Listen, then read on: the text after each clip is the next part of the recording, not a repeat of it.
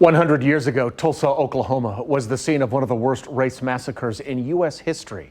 Today, survivors testified before lawmakers on Capitol Hill, discussing possible legal remedies and compensation decades later.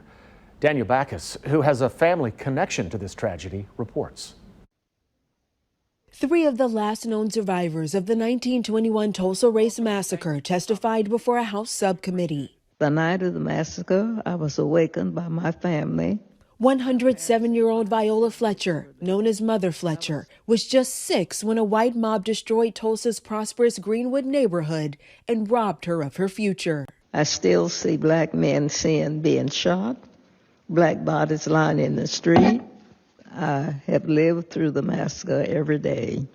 Our country may forget this history, but I cannot.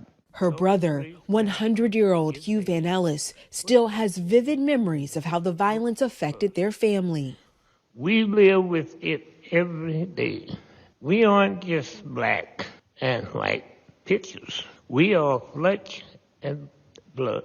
And Leslie Benningfield Randall, now 106, says she was too young to truly comprehend what happened then. My community was beautiful and was filled with happy and successful black people, but they came and they destroyed everything. The House subcommittee will consider legal remedies to atone for the damage done 100 years ago when a white mob attacked the all-black community. More than 1,000 homes and businesses were looted and burned to the ground, including the Dreamland Theater, owned by my great-great-grandparents.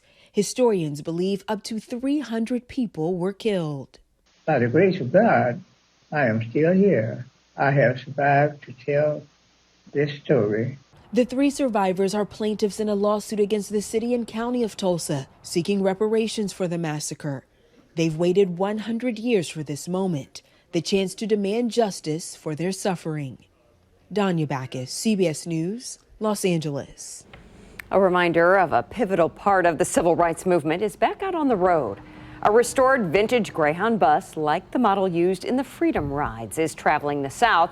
Freedom Riders were a group of black and white activists who traveled through the South fighting for desegregation in the 60s. Deceased Representative John Lewis was on one of those buses, which was attacked by a mob in Birmingham.